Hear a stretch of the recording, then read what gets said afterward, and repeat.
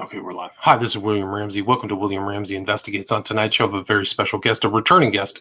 We talked back in 2019 about his book, Hitler's Secret Army, A Hidden History of Spies, Saboteurs, and Traitors in World War II. And that was October 25th, 2019. And he just published a book, published May 2021. The title of that book is The Spy Who Was Left Out in the Cold, The Secret History of Agent Goleniewski. And it's a fascinating book. A lot of information. I never heard this name of this person, Goleniewski, who turns out to be a vitally important turncoat from the Soviets to the United States. And it's a very detail-oriented book with lots of. This is not Tim Tate's first book. He has also published, in 2019, the title of that book is Body for Rent, the terrifying true story of two ordinary girls sold for sex against their will. There's also The Assassination of Robert F. Kennedy, Crime, Conspiracy, and Cover-Up. That was published in 2018.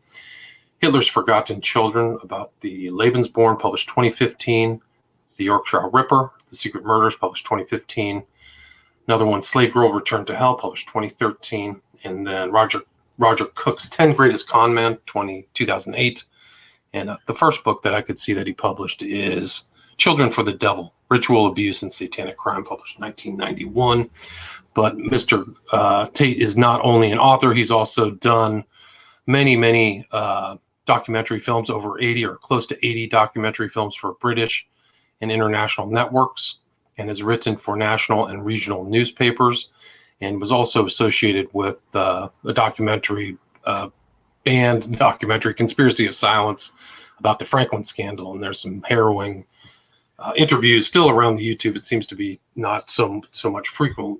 Recently, I haven't found many of those, but you might still be able to find those. But today we're going to talk about his recent publication, The Spy Who Was Left Out in the Cold. And Tim Tate's website is timtate.co.uk. So, Mr. Tate, are you there? I am indeed. Awesome. Well, thanks for agreeing to the interview. For people who may not have heard our last interview about Hitler's Secret Army or anything, can you talk about your lengthy CV and what brought you to write this and publish this book, The Spy Who Was Left Out in the Cold? Well, as you say, I'm an old documentary filmmaker. I spent 30-some years making films for all British networks and international networks, including Discovery and A&E, amongst many others.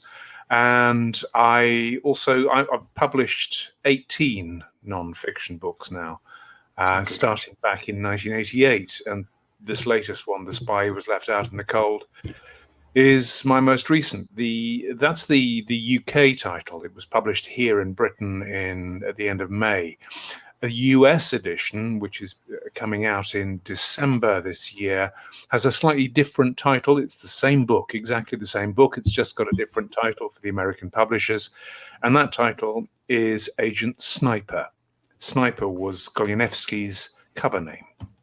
Gotcha. And so Sniper, really, that's how this whole story starts, is an unknown person reaches out to the West and says he has information. Can you kind of start how Goleniewski reached out and how that progressed with American intelligence? Sure.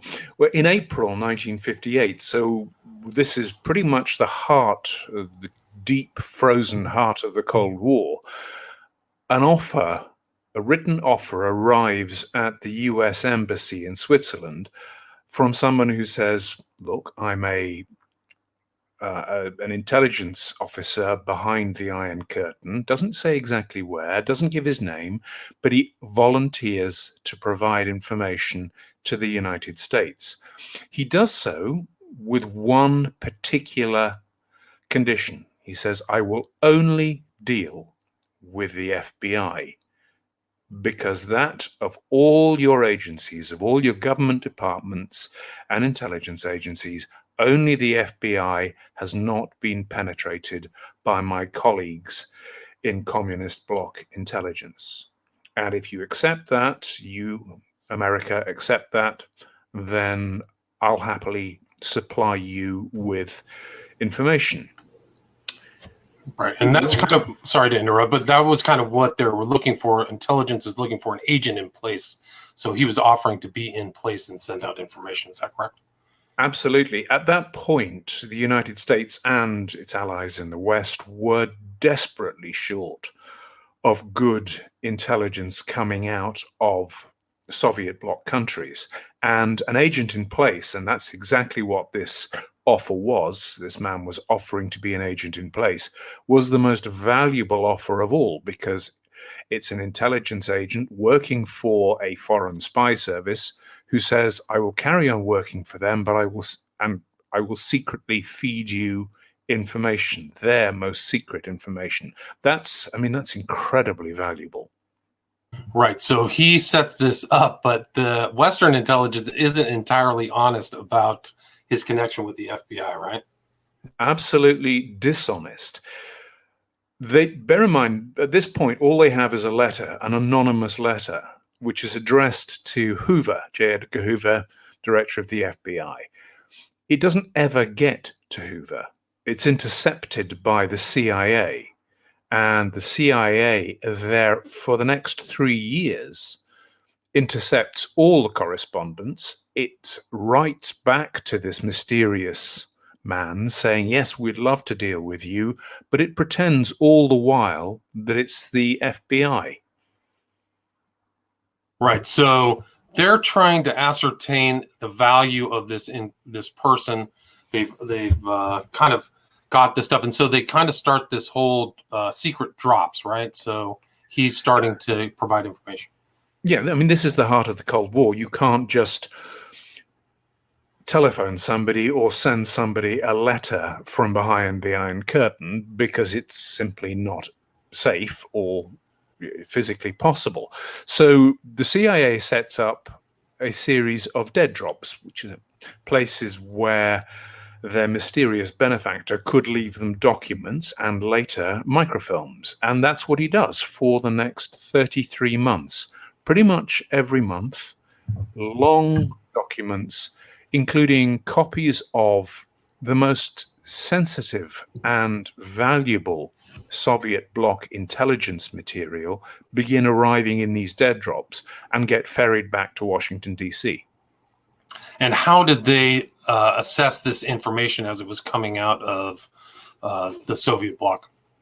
Well, initially they were properly suspicious.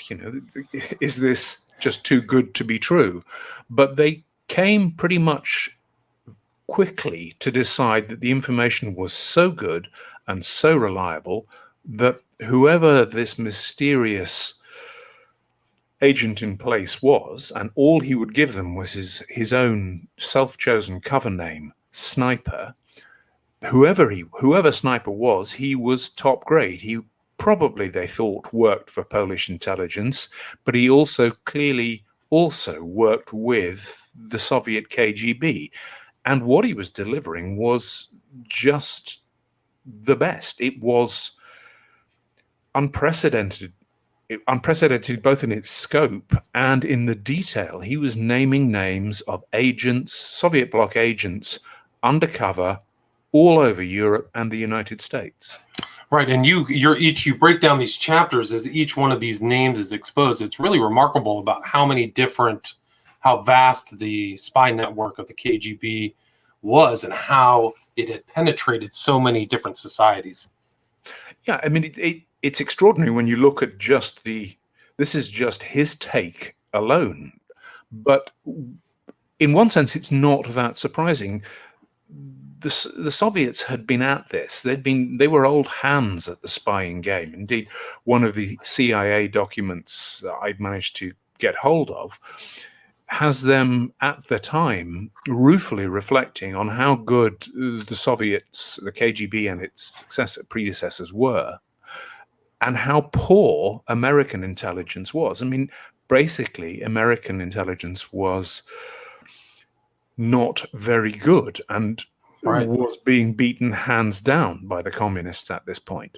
Right, and you mentioned, I think it was the Okhrana, so even the Imperial Russian secret police were skilled, so that tradition was much more ingrained in Russia or Soviet Russia than in the U.S., which really didn't have much of a intelligence agency till after World War II. Yeah, I mean, the U.S. had begun its first efforts at a foreign intelligence service or services during World War II with the OSS and its similar units inside the military. But it wasn't until 47, 48 that the CIA is formed. And even then, there is backstabbing, there's internecine rivalry between the various departments inside the US executive. So the CIA began life hobbled by a lack of information and by disputes with its colleagues and partners in the State Department and in the Pentagon. Right. And so there's these rivalries that are going on. And how, when they got this new information from this unknown spy at the time, can you talk about some of the things that he exposed, some of the people and individuals he exposed? Very rarely did he give the name. He very rarely said in one of his reports, "Oh, this person here is spying for Moscow or for Warsaw," because it didn't work like that. Though on some occasions he did give the actual identity, but he said there is Warsaw or Moscow has a spy, a mole buried within the British Admiralty or within the Swedish Air Force upper echelons who has access to NATO. And he gave enough details that the CIA was able to farm this out to its associated agencies in the West, and they were able to identify these spies pretty quickly. And what they discovered, to their horror, was that these spies had been at it for years, sometimes in some cases decades, and had been feeding Moscow with some of the West's most devastating secrets. Yeah, it really is remarkable. Can you talk about the Portland spy ring? Sure, the Portland spy ring, which is kind of a long forgotten thing in the UK, was a group of spies who were operating inside the Admiralty. That's kind of our Navy hierarchy here. And they'd been working in that, feeding Moscow with really top secret information about anti-submarine equipment and technology and weapons. They'd been doing that since the mid-50s. By the time Agent Sniper provides the information which is going to lead to the downfall of this Soviet spy ring, it's 1959, 1960. So they've been going for quite some time.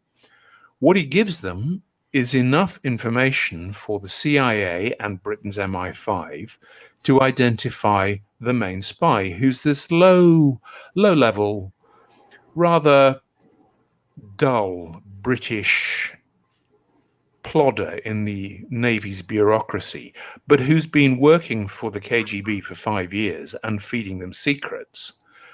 Pulling at that thread, MI5, our counterintelligence service, discovers not merely that this man, Harry Houghton, has an associate, his girlfriend, a woman called Bunty G, but that they're being controlled by a mysterious and previously unknown man who appears to be Canadian. Turns out he wasn't Canadian. Turns out he's a Russian working under deep cover and false identities. That man, who was ostensibly a Canadian called Gordon Lonsdale, was in fact a Soviet KGB officer, long-term KGB officer, called Konon Melody. Not merely was he operating inside London with impunity, but he had two associates who were helping him send back all this material to Moscow. They appeared to be New Zealanders. Turned out they weren't. Turned out they were actually Americans on the run from the FBI for their part in the atom spy ring at the beginning of the 50s. So the one thread which Agent Sniper gives to the CIA and then goes to MI5 leads to the uncovering of a huge and vitally important Soviet bloc spy ring, the Portland Spies. Right. Yeah, it's just incredible. And they were all in deep cover, supposedly British citizens, but really remarkable. And that's just one side of it. It just shows, like, there's this Israeli plant or mole. There's an additional mole in the like MI6, which you already had the Cambridge 5 and Philby. I think Philby was exposed later, but can you talk about George Blake and how he got exposed? Yeah, I mean, for those of your listeners who don't know, MI5 in Britain is our domestic security service, sort of roughly equivalent to the FBI. MI6 is our foreign intelligence service. The Secret Intelligence Service is its formal title, sort of roughly equivalent to the CIA. George Blake was a pretty senior MI6 officer. He'd been turned by Moscow and became a KGB spy for them, undercover inside MI6 in the early 1950s. And he fed back to Moscow some of the West's most important secrets, including, and this is the big one, I suppose, that some of your listeners will have heard of, the Berlin Tunnel. Now, the Berlin Tunnel was what US intelligence and British intelligence dug underneath Berlin to tap into Eastern Bloc telephone and cable traffic. It was a hugely expensive, incredibly secret operation to get at vital intelligence. As it turned out, Blake, who knew about it, betrayed that to Moscow from day one. So all the material which the West thought they'd got from the Berlin Tunnel was utterly valueless. Right, and that was kind of one of the elements or themes in the book, is this idea of disinformation. I forgot the Russian term, but that's another kind of element of this kind of deep spying and paranoia that's involved. So Goleniewski showed himself to U.S. intelligence and all of these other associated intelligence agencies as giving vital information. What happened next to Goleniewski? At some point, it was likely that his time would run out, time as an agent in place would run out. And I mean, there's pretty much generally a limited timescale for this. But US intelligence was, to put it mildly, inept. So that because of its inexactitude and because of its poor tradecraft, it managed to allow news of this extraordinary spy's existence to leak back to Moscow. So in 1960, Agent Sniper gets in touch with American intelligence and says, look, they're on my tail. They've discovered me. Someone has leaked my existence back to my masters in Moscow and Warsaw. And you've got to be careful, because from now on, because I'm on borrowed time and I know what will happen if they do catch me, I'll be put up against a wall and I'll get a bullet in the head. He tries to play this out quite bravely and a little naively, I think, but he tries to play this out. He tries to keep it going. But by December 1960, it's absolutely apparent that the KGB and Polish intelligence are going to nick him. They're going to trap him. They're going to arrest him. And at that point, the best he can hope for is a bullet in the back of the head. So in December 1960, in fact, on Christmas Eve 1960, he goes on the run. He grabs a whole bunch of documents from his office in Warsaw. He grabs a whole bunch of cash, and he hightails it to East Berlin. And that's where he's planning in January 1961, if he can stay alive long enough, to defect to the US Embassy in West Berlin. Right. So he's done this very high pressure environment where he is stealing things, knowing that he could be summarily executed. And he has one family, he has a mistress. So you talk about him as a kind of a flawed character. And so he has made it to Berlin. And what happens next? How does the U.S. intelligence kind of handle him from there? Well, he spends the first few days, first week or so in Berlin, pretty much walking the streets. He has to fulfill some last tasks for his masters in Polish intelligence just to keep his cover going. And he also has to get in touch with and meet his mistress, who's an East Berlin woman called Irmgard Kampf, and tell her, we're going to defect. And he also has to warn the Americans that he's coming. Now, there are huge risks in all of this, but he manages it. And so on January the 4th, 1961, this man, who the Americans only know as Agent Sniper, turns up by arrangement at the US consulate in West Berlin and walks in for the first time to what he believes is the safety of American territory. Right. So he believes that, but even his mistress didn't know his real name too, right? So he had to kind of... He'd given Irmgard, his mistress, a series of false names. So at the time that they arrive at the consulate, not merely did American intelligence not know his real name, neither did his mistress, and she didn't know where they were going. It's just incredible. So, I mean, and then I think that he's in this incredibly high pressure environment and maybe expecting much more from the Americans than they delivered. Would you agree with that? I think so. I mean, nothing is black and white in this story. Bear in mind that Goleniewski himself is a deceptive character. He's a spy. Of course he's deceptive. But he found that he wasn't dealing with the FBI, as he'd been promised. He found he was dealing with the CIA. But at that point, it's too late to back out. He can't go back to Poland. If he does, he's going to get shot. So he has to trust the CIA. The agency he knows is penetrated by communist intelligence services. And at that point, he's placing all his hopes and trusts in the CIA and the US government. The US government promises him political asylum, and it gives it to him. It flies him and his mistress, Kampf, to the east coast of the US, puts them up in a safe house in McLean, Virginia, and begins debriefing them. And for the next 2 years, things go pretty well. I mean, you could look at that and you could say, well, the US government is delivering on its promises.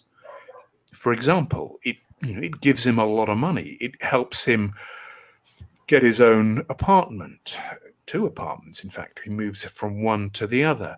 It promises him a contract of employment. And it sponsors his marriage to his mistress. Bear in mind, he has no documents. He's working under a cover name that the CIA has given him. He's got no paperwork to allow him to marry. So the CIA steps in with the state of Virginia and says, don't you worry about it. We'll vouch for this guy. So he gets married. It's in fact a bigamous marriage, but the CIA, I guess, didn't know about that. At that point, you could say the CIA is living up to its promises. In fact, it also sponsors a private bill, in a private act in Congress to bypass immigration law to get Goleniewski the right to apply for U.S. citizenship. Right. And so in return, it's an individual bill, H.R. 5507, just for him. So it shows his importance. Yeah, I mean, this is what the CIA used to do to get round the requirements of immigration law, which were quite strict when it came to people who'd been working for communist bloc intelligence services. But it sponsors this bill and it begins pushing it through Congress to get Congress to rubber stamp it and to give Goleniewski the right to apply for US citizenship. And on the surface, all of that looks great. Equally, and in return, on the surface, what Goleniewski is giving the US in return is gold dust. I mean, he gives them, by its own assessments, and I got hold of the CIA's own documents on this, he gives them the names and details of 1,693 Soviet bloc intelligence officers, workers, agents. He gives them 1,000 pages of secret documents, 750 frames of microfilm with more documents. This is an unprecedented take. No one, no spy before or since, has ever given the West anything approaching this volume and this quality of information. Yeah, and it is interesting how little he's known. I mean, you say that it was very hard to find records about him, except for what was released by Polish historians or Polish archivists. Is that correct? Yeah, I mean, when I started work on this, in fairness, I've known a little bit about the Goleniewski story for 50 years and have been trying to get documents out of the various governments for the last 15 or 20 years. It wasn't until 2016, 2017 that I began to get some results from that. And one of the questions I wanted to ask was, this was such an important spy. This was the best spy, really, the West ever had. Why is everyone so secretive about him? Why has he been erased so effectively from the history of the Cold War? And there was an answer and a story to that, which was not what I had expected. Yeah, I think you wrote he was airbrushed out of history, like almost like something the Soviet Union would do. But it is remarkable that he's not. I mean, never heard of this person, but for what he did and how much he provided, it didn't quite work out within the context of other Soviet bloc spies who, went to the West. There was another guy, Golitsyn, who, for some reason or other, it seems like the American intelligence valued him more than Goleniewski. Is that right? Yeah, this is Golitsyn. Anatoly Golitsyn was essentially Goleniewski's nemesis in the West. Golitsyn is a mid-ranking KGB officer. He defects 9 or 10 months after Goleniewski. And unlike Goleniewski, when he defects, he brings with him a handful, literally a small handful of documents, 23 documents, none of which have any real value, and he doesn't have any great information. It's not me saying that. That's the CIA who exfiltrated him to the West and ended up lionizing him. That's what they say in their internal reports, which I got hold of. Golitsyn arrives, and he's a prima donna from day one. And he's demanding. And the big demand he makes of the CIA is, I am the only true defector. Everyone else who came before me, everyone else who comes after me, they're fakes. They were sent or will be sent to mislead you. And only I can be trusted and believed. Given how little intelligence he brought with him and provided, it's extraordinary that anyone bought this story. But the head of the CIA's counterintelligence staff, a very strange man called James Jesus Angleton, didn't just buy it, he swallowed this hook, line, and sinker. And from then onwards, Golitsyn became the one and only true source. And anyone that Golitsyn said was a fake was automatically going to be cast out, abandoned, or harassed. And Goleniewski was one of the early casualties of that. Right. So he was diminished. Goleniewski was diminished by internal stuff. And Angleton made the extraordinary allowance for Golitsyn to actually look through some CIA files. It's really incredible how Golitsyn was much more savvy at kind of manipulating American intelligence.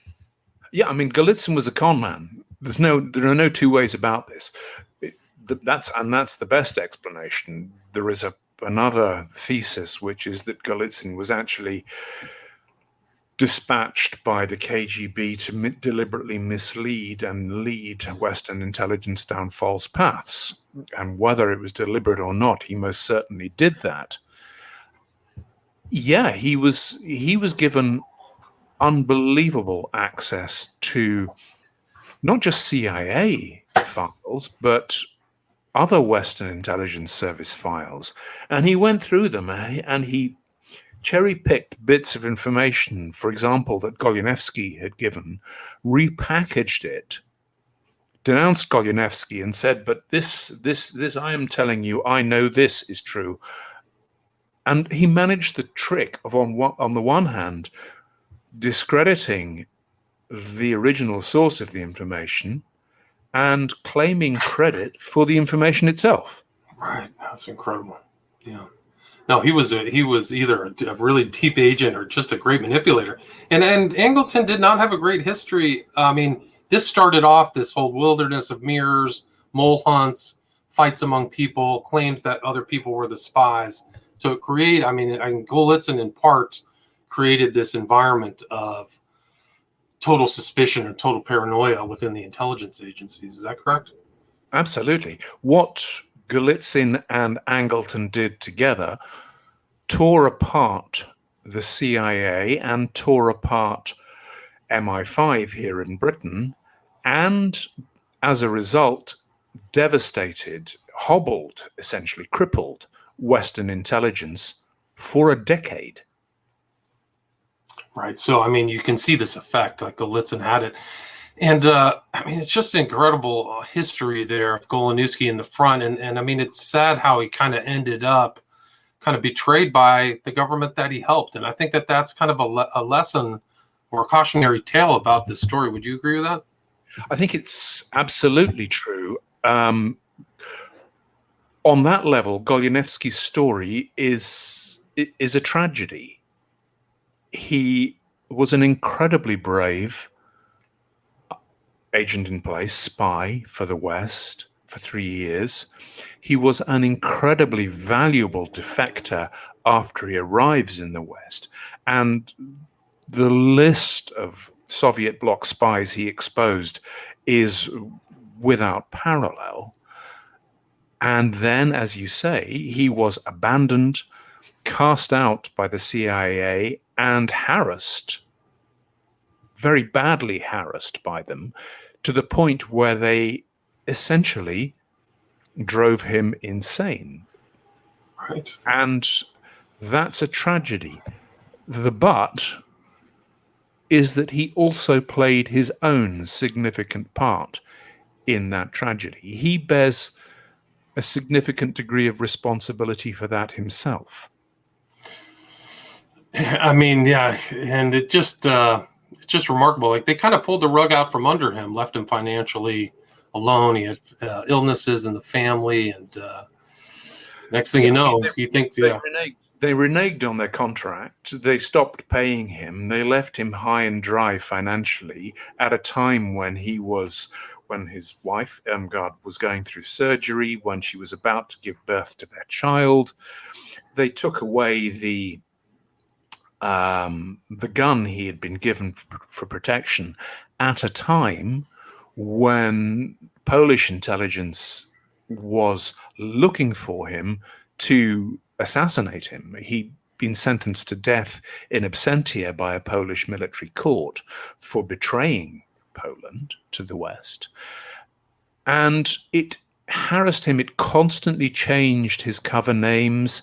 It threatened him. It obstructed congressional committees. It gave misleading evidence to the Senate committees. The CIA behaved utterly appallingly throughout all of this.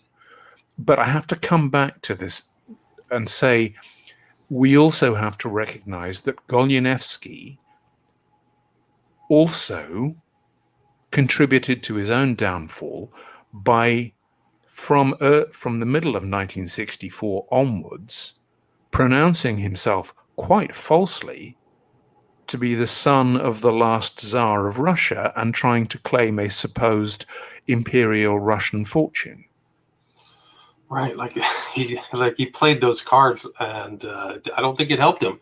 And the facts show that there wasn't anybody left over when they were shot in Ekaterinburg, or when the Romanovs were shot in Ekaterinburg. So, yeah, it's just very odd. And he died completely unknown to history as well, which is also really unfortunate. So he was never really lionized publicly in the U.S., I think, which is really kind of a sad tale.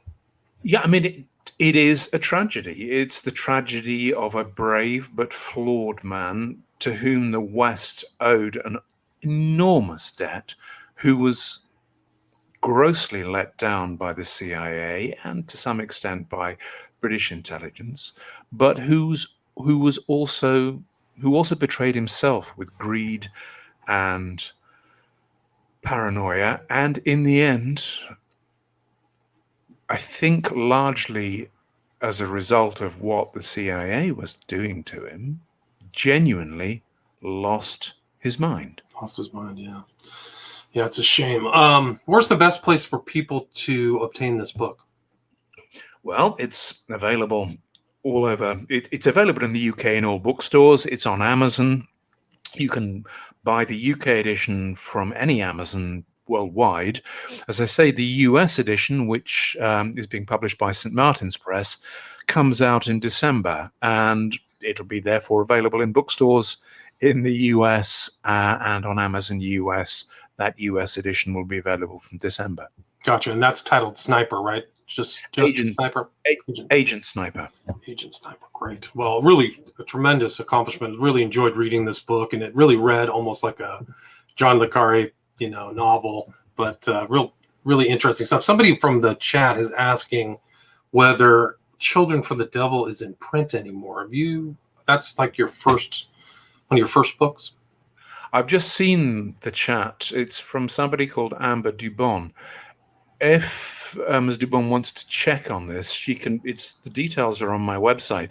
Children for the Devil was sued. My publisher was sued. I was sued by a police officer in the UK who claimed that 4 paragraphs in this book of 100,000 words might lead some people to the inference that he was corrupt. I don't think they held that inference, and we certainly didn't intend that. But it was a very difficult lawsuit to defend, and my publishers settled it out of court.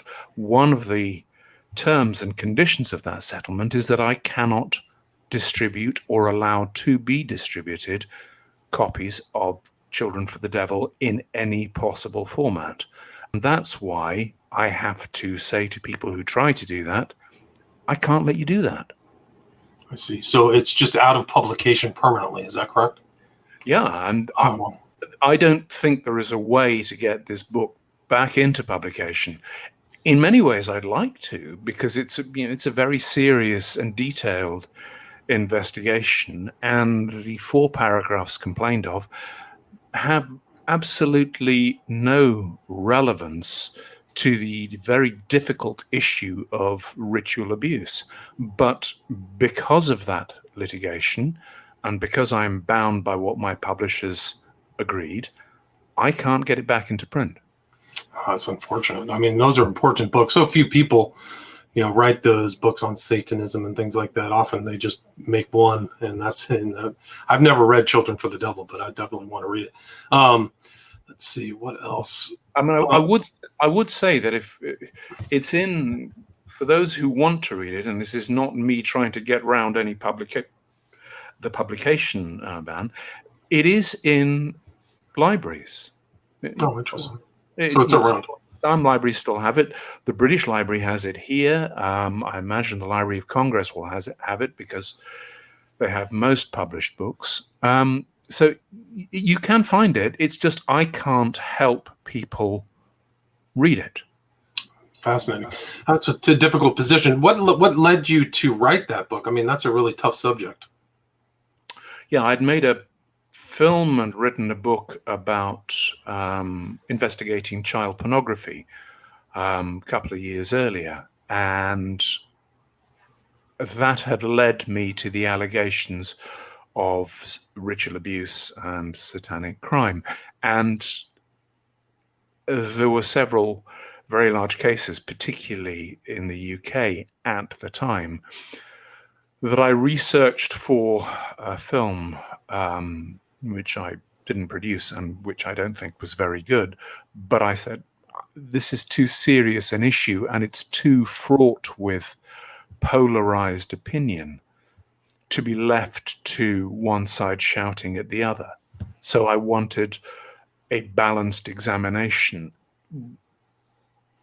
basically, which asked the question is, we have children making these allegations worldwide. How do we handle this? What do we do? How do you talk to a child as a law enforcement professional or as a therapist who is telling you things which are physically impossible?